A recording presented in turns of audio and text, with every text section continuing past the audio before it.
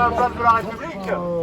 On avait déjà tout un tas d'instituts qui dénonçaient la supercherie de Macron, de son gouvernement, qui ne respecte aucun règlement intérieur avec ce conseil scientifique qui est illégal, qui ne respecte pas la charte d'expertise sanitaire, le code de la santé publique, comme l'avait rappelé Martine Bonner, clarissant, avocate au barreau de Paris.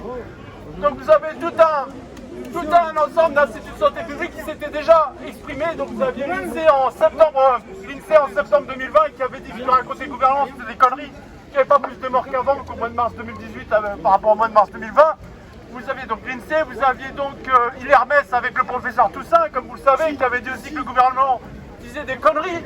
Vous avez aussi Toubiana de l'IRSAN sur la valorisation des données dans le domaine, pareil, qui avait dit que ce que disait le gouvernement c'était faux.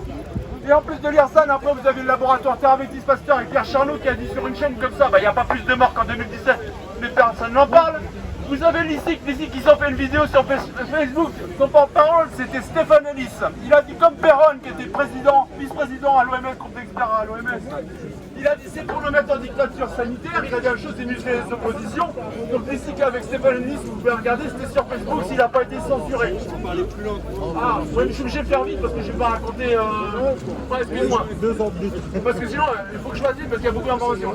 Donc vous avez l'ICIC, l'IRMES, l'IRSAN, l'INSEE, tout ça, Pasteur s'est passé sur France 2, même sur la chaîne de Pujadas, il y a une petite blonde à côté de Pujadas, elle a dit comme ça, il n'y a que 0,2% de létalité de plus qu'une grippe saisonnière à 0,3, donc on est à 0,5. Donc en fait, il n'y a pas plus de morts qu'avant non plus.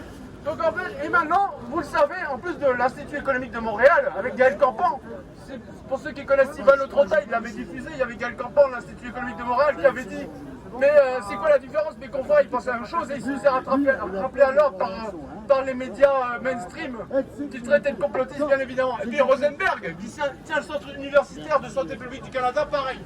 Donc tous ces gens-là, tous les plus grands instituts de France, Pasteur, Thérapeutics Pasteur, INSEE, tous dans le domaine, etc. Ils ont tous dit la même chose, il n'y a pas plus de morts qu'avant. Et Macron nous sortait 400 000 morts d'un chapeau comme ça. Sans aucune référence, il a fait peur à tout le monde, 400 000 morts comme ça, le garçon, avec Big Pharma dans son conseil scientifique, qui a failli son conseil constitutionnel, son associé gérant à McKinsey au gouvernement. Ouais. Donc c'est la corruption intégrale, quand on ne respecte pas la loi, quand on cache des choses, c'est qu'on est corrompu, il n'y a rien à prouver, sinon vous respectez. À la Commission européenne, vous avez des contrats léonins. Alors il y a plusieurs personnes, il y a Fro qui a été invité sur François, qui est Bac plus 10, qui a bossé pour la ME sur les marchés publics, qui a dénoncé les contrats léonins de la Commission européenne, qui sont totalement favorables à Big Pharma, qui n'a aucune responsabilité. Vous avez aussi Michel Rivasi, la députée européenne, qui a dit aussi qui cachait les mentions financières sur les contrats de marché public pour Big Pharma. Donc tout ça, c'est de la corruption. Et pour là, il va falloir d'arrêter de dire BFM TV. BFM TV, c'est Patrick Drahi. Pfizer, c'est M. Bourla. AstraZeneca, c'est Goldman. Il a dit non, il y a des êtres humains derrière. Ils devraient être en prison. Ils ont déjà été pour des milliards de corruption. Déjà dans des dossiers pour des milliards de corruption. C'est eux les présidents. Tout le monde parle Macron, il n'y a rien du tout. C'est ceux qui brassent des trières pendant des années qui sont les vrais patrons, etc. Macron, c'est pute. Donc, vous savez. Et maintenant, en plus des instituts de santé, donc j'ai dit la commission Véreuse, la commission européenne Véreuse. Il fallait voir The Bruxelles Business il y a quelques années qui a raconté comment c'était la deuxième capitale des lobbies à Bruxelles. Et ça a toujours été la corruption intégrale. Et c'est pour ça que la France souffre de tous les maux aujourd'hui. Ouais. En plus de cette commission européenne Véreuse, donc je finis par le dernier institut. Voilà, ah oui, je rappelle ça. Il y a aussi la DRIS. Vous avez vu qu'ils sont mentis sur la DRIS, la direction de recherche, d'études, d'évaluation, de statistiques. La DRIS, c'est pareil, a reconnu devant Pierre Les Échos qu'elle avait donné des chiffres mensongers. Ces chiffres mensongers, c'est cela qu'a donné le gouvernement pour faire flipper tout le monde. Cet été, c'est pour ça que les gens sont partis par millions peut-être, si les chiffres sont exacts, se faire vacciner sur les chiffres mensongers. La DRIS qui a reconnu elle-même qu'elle avait donné des chiffres mensongers. Donc ça, on n'a que des mensonges. Et là, en plus de tous ces instituts de santé publique, laboratoires qui ont dit la même chose, qui ont dit que le gouvernement mentait, maintenant vous avez l'ATIH, donc qui veut dire l'Agence Technique des Informations de Hospitaliers. Et la TIH, elle dit que 2% des hospitalisés seulement en 2020 étaient liés au Covid-19. Donc on voit bien que ce gouvernement devrait être jugé. Ces gouvernements devraient, moi je le dis, Vous vous rendez compte, ils ont supprimé des emplois pour des gens qui ont refusé de se faire piquer, alors qu'il y a le Pfizer-Gate. Ils ont viré plein de personnel soignant, rien qu'au CHU de Lille, c'est la totale. Et maintenant, on vient encore un institut qui vient de dire, enfin un établissement public sous tutelle du gouvernement en plus, qui vient de dire qu'effectivement ils ont menti avec cet ignoble Véran, cet ignoble Cachex. Cachex, il a beaucoup de chances de faire le beau avec des gardes du corps, je vous le dis, il a beaucoup de chance. J'espère qu'il y aura des gens pour aller chercher par la peau du cul ce genre de type. Parce que des jeunes, on a sacrifié nos jeunes, pour leur corruption, pour leurs crimes, on a sacrifié les postes, des médecins. Maintenant, on a des hôpitaux qui valent plus un clou. Ils détruisent l'hôpital public et ils veulent le système du crédit social à travers toute la planète. En Russie, il y a les lobbies qui font pression pareil. Parce que le nouvel ordre mondial, c'est ça. C'est le crédit social à la chinoise sur toute la planète. Et vous avez peut-être lu, pour certains d'entre vous, vous avez peut-être lu le bouquin de Philippe Aymar. Je ne sais pas si vous êtes au courant, c'est le bouquin qui dérange le gouvernement. Et Philippe Aymar, quand on commence à le lire, il montre comment tous ceux qui travaillent dans l'hydroxychloroquine sont morts, ou leurs usines explosées en incendie, ou coulées par les échelons de Pfizer. Donc tout ça est dans le bouquin de Philippe Aymar, qui a des morts sur toute la planète avec un peu de Big Pharma qui va imposer ses injections à la planète entière. Évidemment, je rappelle, Bill Gates a dit qu'il voulait éliminer une bonne partie de l'humanité. Avec ces injections, il y a des parts dans tous les vaccins. On sait qu'aussi sur les plateaux de télé, les plus présents, ont été payés entre 100 et 500 000 euros par Big Pharma. 100 et 500 000 euros, ça c'est une révélation de François, notamment François qui a rappelé ça. Et ces gens-là, après, ont des médailles. Donc voilà, maintenant en plus l'ATI, qui révèle encore la corruption, la criminalité. Et si on avait une armée sérieuse, et des flics sérieux, et une magistrature sérieuse, ils seraient déjà en prison depuis longtemps, ces ordures. Merci à vous.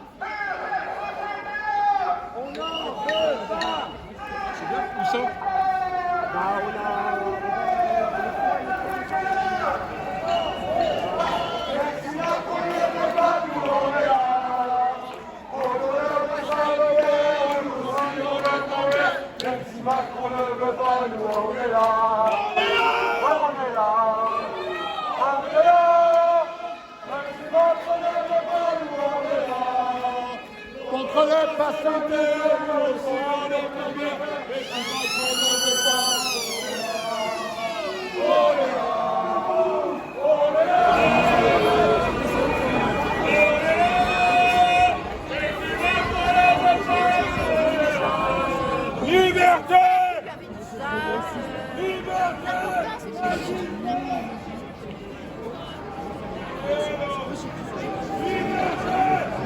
Maintenant, il y a l'autre côté. Liberté, résistance, liberté, résistance, liberté, résistance, résistance, résistance, liberté, résistance, liberté, résistance, liberté, résistance, liberté, résistance, résistance.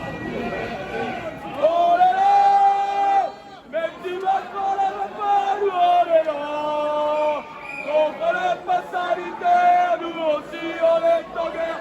Même si Macron ne veut pas, nous on est là. On est là. Alors, vous nous parlez ce soir d'un rapport de l'ATIH, l'Agence technique de l'information sur l'hospitalisation sur le Covid, qui est paru hier. Exactement, et un rapport qui est très très instructif. Il faut rappeler effectivement ce que c'est que cette agence. C'est l'agence qui gère tous les systèmes d'information des hôpitaux, donc elle est au courant de toutes les hospitalisations qui ont lieu sur le territoire français et de la raison de ces hospitalisations. Et donc elle a fait un rapport sur l'année 2020 sur le Covid. Et donc quand vous lisez ce rapport, vous êtes dans les toutes premières lignes et vous lisez « Ainsi, au cours de l'année 2020, les patients Covid représentaient 5% de l'ensemble des patients pris en charge dans les services de réanimation ».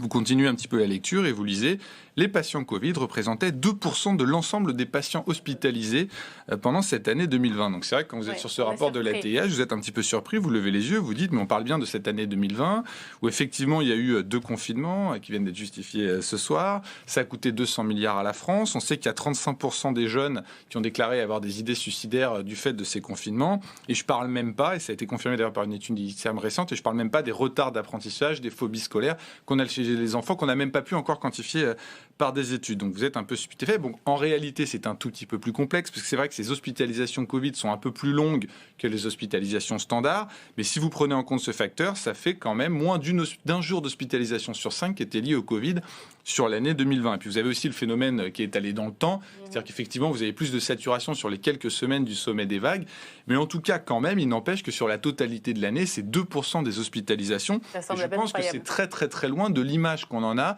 c'est-à-dire pendant toute l'année 2020, les services hospitaliers qui étaient pleins à ras-bord de patients Covid, ce qui faisait que les autres patients ne pouvaient plus rentrer à l'hôpital. Il y a d'autres chiffres intéressants dans ce rapport ? Alors absolument, il y a un autre chiffre qui est particulièrement intéressant, on lit qu'il y a 2% effectivement des gens âgés de plus de 80 ans qui ont été hospitalisés sur 2020 pour des raisons de Covid, et il y en a un tiers malheureusement qui sont décédés, ce qui fait 0,6% des plus de 80 ans.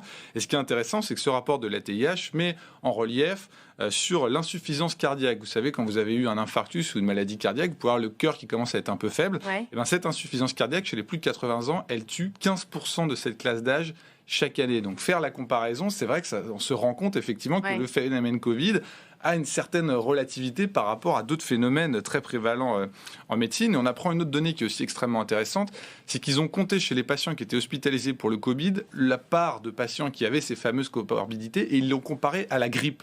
En fait, ce qui est assez intéressant, c'est qu'on voit que le Covid est plus sélectif sur les comorbidités que la grippe. Ça veut dire que la grippe a la capacité d'attaquer de façon un peu plus virulente des patients qui n'ont pas de comorbidité que le Covid. Vous allez nous dire que c'était une grippette, tout ça ou quoi ? Je ne fais que décrire ces données qui sont dans ce rapport de l'ATIH. Et que nous indiquent ces données ? Elles nous indiquent 2 choses. D'abord que le phénomène Covid a quand même été particulièrement impactant parce qu'il était brutal et parce qu'il était essentiellement méconnu. Et inédit, absolument inédit. Et inédit.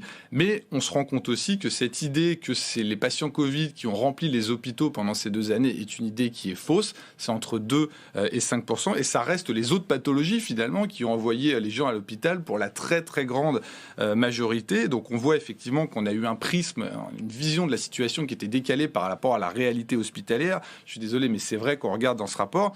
Et puis l'autre chose qu'on voit aussi, c'est que le fait que la Covid cible plus les gens qui ont des comorbidités, ça veut dire que quand il y aura une immunité suffisante dans la population, très probablement que la Covid deviendra une maladie moins sévère que la grippe. Donc en fait, ce virus, là où il était le plus dangereux, c'était par sa nouveauté, aussi bien sur notre immunité que sur notre façon de faire face à cette... À méditer, parce que franchement, c'est une question de perspective, les statistiques. Merci Marc.